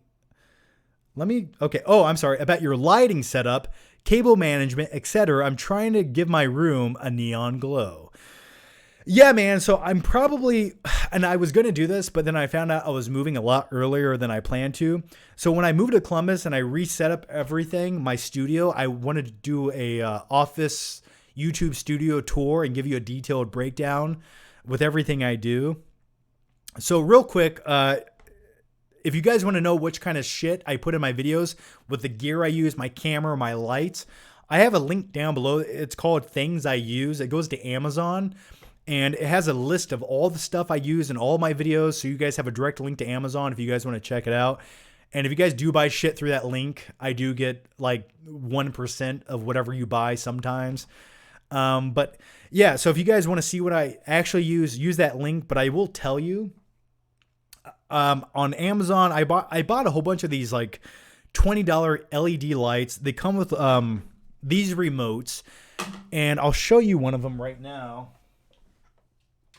So it's like little lights like this. It's little LED lights, and sometimes I place them on the ceiling, and I face them downwards. You can just place them on the floor and shoot them up at the wall. And that's the easiest way to transform a boring room to look cooler. Buy a couple lights, shine them on the walls. It just gives it way more flavor. It makes it look like Batman and Robin come to life with the neon lights. And as far as like the LED strips go, by the way, you guys know I'm a fan of ambiance. Like, I like the lighting and stuff. So LED strips don't cost much. You can buy those, stick them anywhere you want, change the colors. Just find a color palette that looks cool to you. That's what I did. What else is there? Oh, and for the lights that I use to shoot like live streams or my videos now, since I shoot most of my videos at my desk, which just makes life way easier, I use these things called, I think they're Dasney LED panel lights. Can I show you these? There it is. Well, you can, it's a really thin panel. And you can adjust the color temperature, the how bright it is. It's really awesome. These cost a couple $100, but highly recommend them. And you can mount them to your desk or wherever you need them. And for hair lighting, I know I'm getting crazy right now, but I use a old softbox light, and I mounted it to the ceiling to give some separation of myself in the background, which is hair lighting. So yeah, that's the basic lighting setup I can think to tell you. And if you don't want to spend a lot of money, you can buy some cheap softbox lights off Amazon for like $20-$25. You can also do that, but I wanted something small and that didn't take up a lot of space. So I hope I answered your question. But like I said, the links to everything I just talked about are down below if you just want to take a closer look. John, why do you move so much? Because if you don't move, you die, right? You have one life to live, and I'll be damned if I spend it in one place, right? I need to move around. And just honestly, it's just the way things have worked. You move because that's what fits best at the time. And I don't know, I just move. I don't know. It wasn't like I always told myself I want to move every 2 years. It's just the way it worked out. And sometimes there's been a few moves that I did where I knew it was a temporary situation where I was like, I know I'm going to move there for a couple of years and just take the opportunities that come with that location and then go somewhere else. So that's why. It's 5 a.m. in Switzerland. Hi from far away. Well, hi to you in Switzerland. I hope you're doing well, man. I've been to Switzerland. I went to Zurich, Switzerland a few times, actually, for the Zurich Film Festival. Really clean, nice city. Shit is expensive in Zurich. It's one of the most expensive cities on the planet. Hector, the chill guy, random question, but what would you say is your favorite Jessica Chastain film? Yeah, that is a random question. I would say,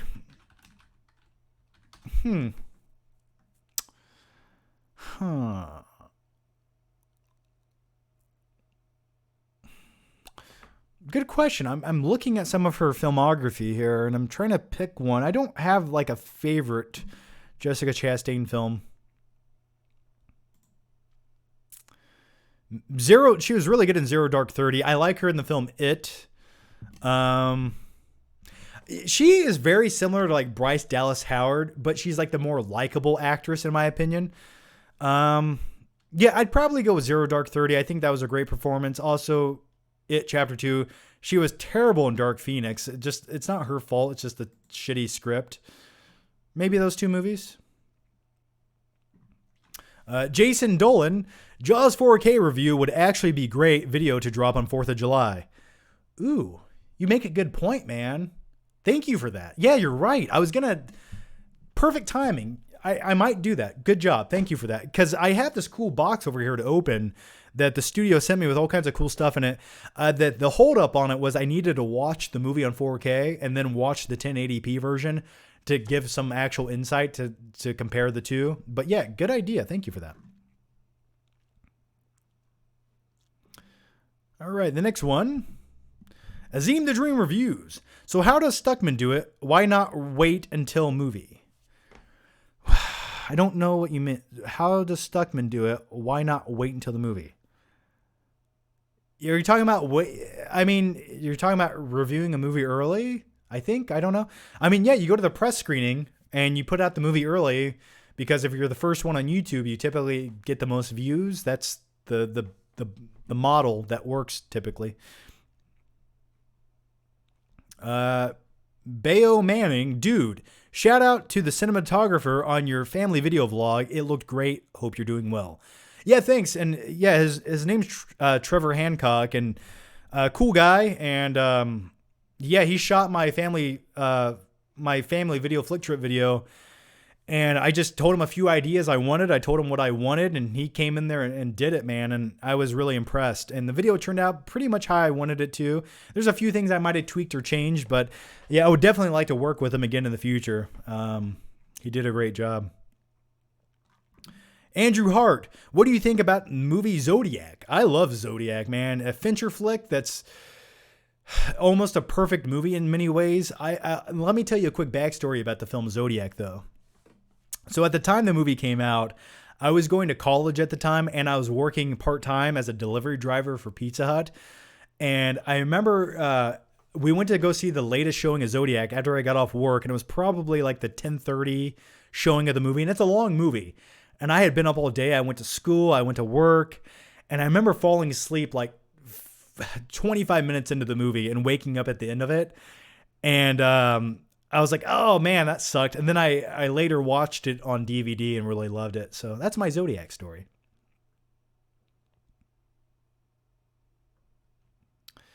Hector the Chill Guy. Oh, we answered that already. Okay. Man of Steel, favorite place you lived so far and traveled to. Visiting Vancouver in the winter was breathtaking. Well, cool. Yeah, I lived in South Carolina. It was a really nice area. Actually, surprisingly enough, I didn't expect it when moving to Huntsville, Alabama, but Huntsville, Alabama is like a really cool, convenient city that has everything you need. And we got into going on trails as I lived here.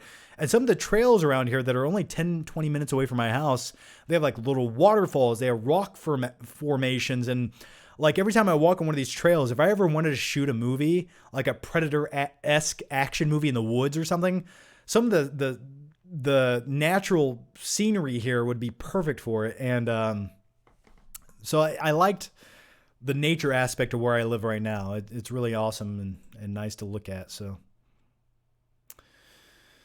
All right, let's answer a few more questions here.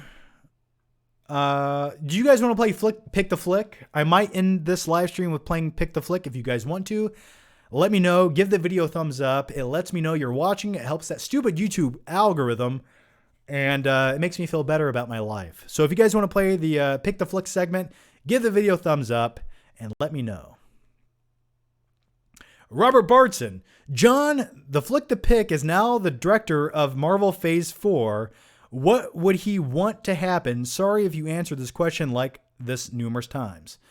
All right, Robert, let me try to comprehend your question here. John, the Flick Pick is now the director of Marvel Phase 4. What would he want to happen? Dude, honestly, that's the thing is you have a tough job with Marvel Phase 4 because now Marvel sort of blew their load with Phase 3, right? You had the big epic conclusion. You had all the prime A+ players. You had Iron Man. You had Thanos. You had Captain America. Now you have none of those things. So you have to start from scratch with lesser known heroes to continue on. So I don't even know what I would do. I put no thought into that. But if it were up to me, I would start introducing the Fantastic Four. I would start doing as many crossovers as I could with that. I would really start establishing the lesser known characters and giving as much insight to them as I could. And I would start hinting at Galactus immediately to go that direction. And I believe I would also introduce Silver Surfer because he's a very strong hero, and I think that's what they need right now. So I'd probably introduce Silver Surfer quickly as I could. But honestly, if it were up to me and I owned Disney, I would start making the X-Men movies. I would start launching that universe of X-Men films, and I would keep it completely separate from what they're doing in the MCU with Doctor Strange and the whole Phase 4. And I would keep X-Men their own entity and their own universe. And if you want to have a crossover eventually, absolutely. But I think keeping those two properties separate would be beneficial because, sorry, my nose itches so bad. So I think keeping those two properties separate is the best thing they could ever do, because when you start having crossovers, or if you keep the X-Men universe in the same universe as the Fantastic Four, it sort of waters down the X-Men universe. Like the whole thing is they're mutants. They have special powers. You know, they have prejudice against mutants in that society. And then you go look at Thor and you're like, well, he's sort of a mutant too with special powers, but why isn't he being segregated and looked down upon? So I think the best bet would be to segregate the two things. Dan Lazaro, I'm in Columbus. Why did you move here? Pizza Hut ain't got Mikey's late night slice. Try it. Cafe Napolitana is good as hell. Yeah, I don't live there yet. I'm moving next week. I'll look into it, man. Mikey's late night slice. I'm all about late night food, man. The more late night options to go to, I'm all about it. I miss having a Get Go. My favorite place in Ohio when I lived there was the Get Go gas station because they served hot food, 24 hours a day. That was phenomenal, especially at 3 o'clock in the morning when you're hungry, editing a video, and you're just like, I need something to eat. So yeah, I'll look into that. Thank you for the recommendation. I'm moving there because Amber's family is from there. So it's, just to be close to family and friends, and it's a cool city, and yeah, I'm looking forward to it. Mission Impossible 2 or Bad Boys 2? Probably Mission Impossible 2. It's just probably the easier, shorter movie to watch. All right, guys. Where are we? You guys want to play Pick the Flick? Okay, you guys voted. We will play it. All right. We will play it. Let me make sure I answered all of the questions here. No man gets left behind. How long have we been talking for? It seems like a very long time.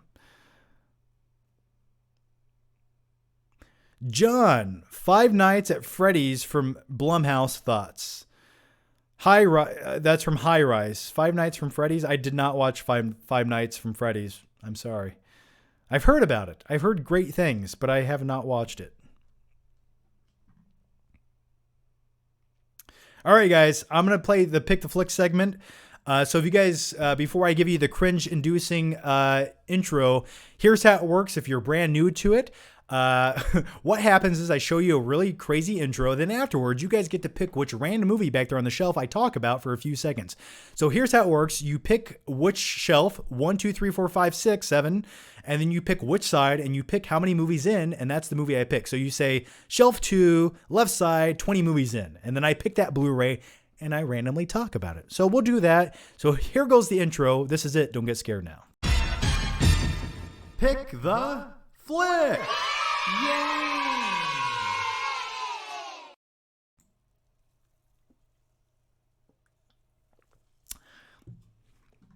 I'm sorry. I'm so sorry. Okay.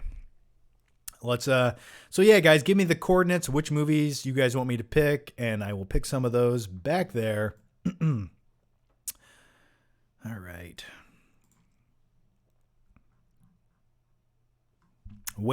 I guess the stream is a little bit behind, so I'm waiting on some of you guys. All right, let's pick we got one from Rob K. Top row, second from the left. Okay. Oh shit. Over the Top. Winner takes all, loser takes the fall. If you haven't seen Over the Top, highly recommend it. I want this movie on 4K. I mean that when I say it. One of the most over-the-top, bombastic movies that could never be made again about men arm wrestling because it says something about who they are and gives them a different status in society. I stand by that. Why can't life just be this simple? Pharaoh Lovely, shelf 4, 10th movie from the left. All right. 3, 4, 5, 6, 7, 8, 9, 10.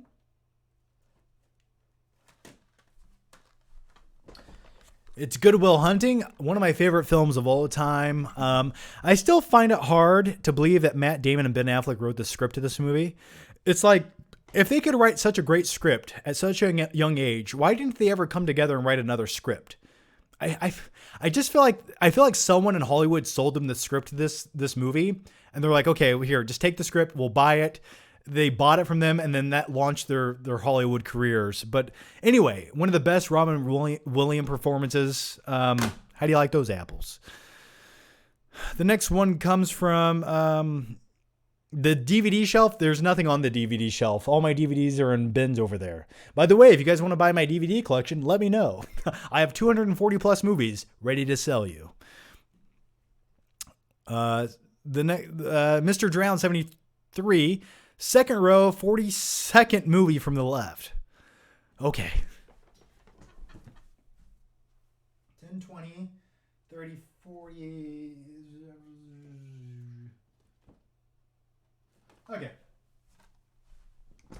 I think this is the 42nd movie. It's close enough. Whiplash.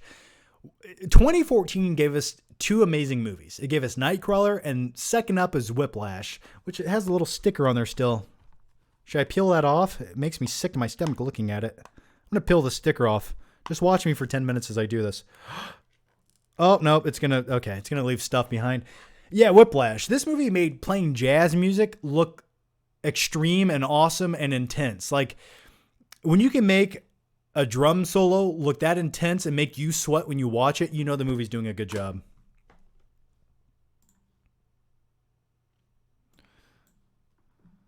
Okay, I'm gonna pick a few more.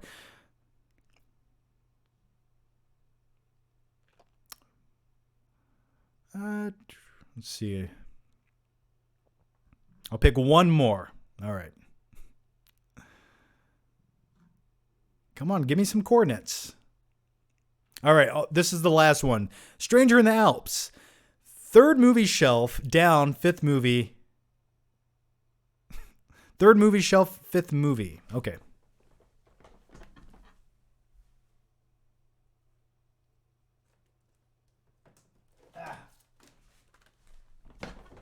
Screw you! Total Recall. Paul Verhoeven at his best. Actually, when it comes to Paul Verhoeven films, I actually prefer RoboCop. But, yeah, Total Recall. I did a video on this a long time ago, the Total Recall Mind-Bending Edition. I remember making that video a long time ago.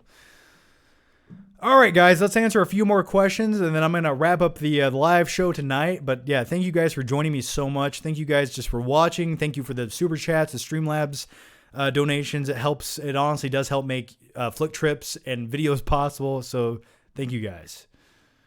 Just a few more questions, and let's see what we got here. Hi, Flick. I'm watching your videos when you started your channel. Greetings from the Netherlands. Well, thank you for that. And have you been watching for 10 years? Thank you for your sacrifice and your dedication, sir.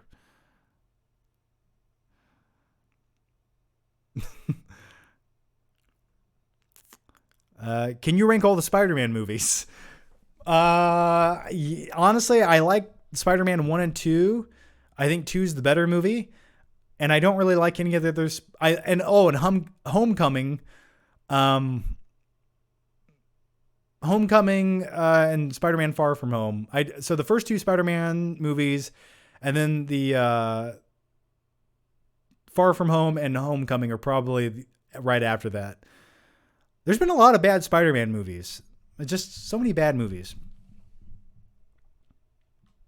Do you watch soccer by any chance? I do not. I love you, John. Why I love you too. Stranger in the Alps. I'm going to move to Columbus when I go to OSU. Maybe I will see you in a dark alley one day. Hopefully. Just don't murder me, please. Once Upon a Time in Hollywood. Do you like it? Well, hey, man, I have a movie review for it. Go watch it. I give you all the inside information, what I think about the movie. But yes, I do like it. Once Upon a Time in Hollywood is one of my favorite movies of 2019. I could go watch that right now. I really could. I kind of feel like it. Obed Arzaga, favorite dog movie. And thanks for this super chat. Favorite dog movie. It definitely wasn't the new Harrison Ford dog movie with the CG dog that makes you just cringe inside. God, favorite dog movie. Yeah, it definitely wasn't The Call of the Wild. I like Homeward Bound. Beethoven was good as a kid. Airbud, no. Turner and Hooch, yeah. Cujo. There you go. There's a great dog movie.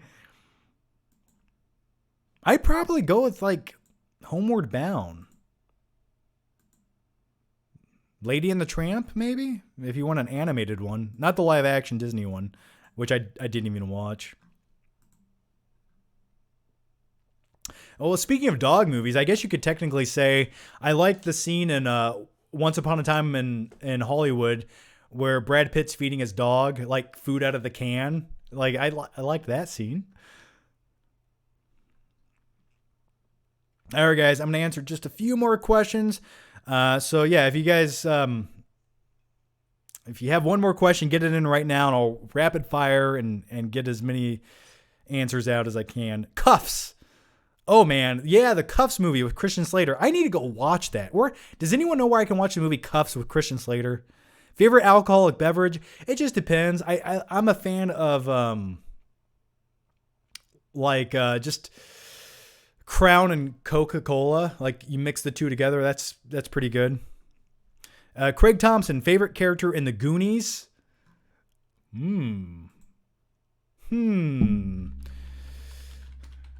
Maybe Corey Feldman's character? Or maybe Sloth? Probably Sloth. I'd probably go with Sloth.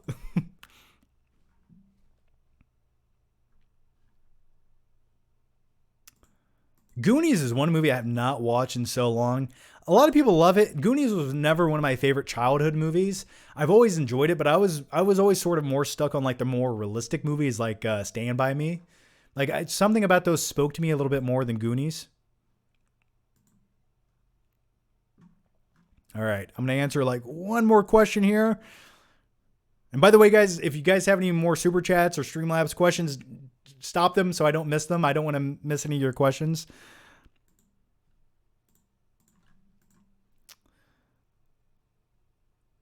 Claudio Rogajon, I missed your super chat question, you said. How does that always happen, YouTube? All right, I'm going to scroll up and look for it, man.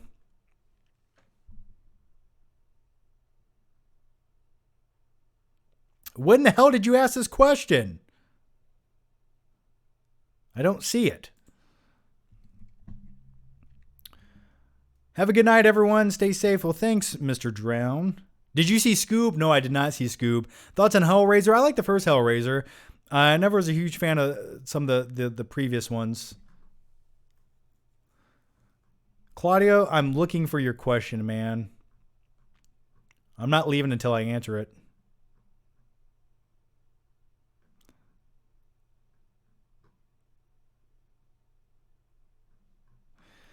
Ugh, come on, YouTube. Give me the question.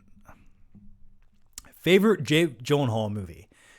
Do you watch my channel? Do you watch my videos? You should know the answer to this. Come on, I'll give you one guess. Do you guys know my favorite Jake Gyllenhaal film? Come on, don't say Prince of Persia. You know better than that. The answer is Nightcrawler. 2014's Nightcrawler is my favorite Jake Gyllenhaal film. I think it's probably the best. It's my favorite movie ever made. I think it's the perfect movie that speaks to me. If I could make any movie in the history of movies, it would be Nightcrawler. Like, that is the movie I would make if I had the opportunity to make a movie. It feels like they took every idea or every thought I would ever come up with that would be amazing and put it into one movie. And the coolest point in my life was when I got to go to Zurich, Switzerland, and Jake Gyllenhaal was there promoting his film Stronger. And I got to meet him. I took a selfie picture with him, and it was like the coolest thing I ever got to do in my life. So, I mean, yeah, that was awesome. You guys can find that picture on Instagram. And Claudio, dude, oh, here's your question. I found it. Okay. I had to dig so deep for this. Fun flick fact. Jeff Loeb, the writer of Batman: The Long Halloween, was one of the writers of the seminal 1985 classic Commando. Bet you didn't know that. I did not know that. No, I did not. Interesting fact you have there. Speaking of Commando, I watched that 2 weeks ago on HBO Max. And I've always loved Commando, but I haven't watched it in so long, and I forgot how good it was. Just pure, unadulterated entertainment. Make more movies like that. Like, it doesn't get watered down. It knows what it wants to be, and it just holds nothing back. I love it. My only thing in Commando, and I'm getting off on a random topic here, but Bennett was the only negative thing in that movie. Like, the guy who plays Bennett in Commando was the guy who was in Road Warrior with the mohawk and assless chaps. And he just doesn't look like that threatening or menacing of a villain. Like, he looks like he needed to work out for like another 5 years and take some human growth hormones to really look like a threat to Arnold.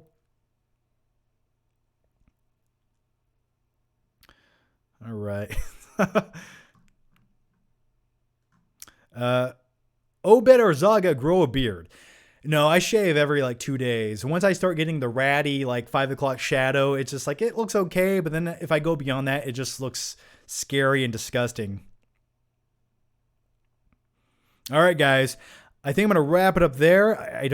I think I answered everyone's question. But yeah, thank you guys so much for the support. Thank you guys just for watching the live stream and joining me. And thanks YouTube this week for actually showing you guys my live stream, because typically you guys don't get to see this unless you follow me on Twitter or Facebook.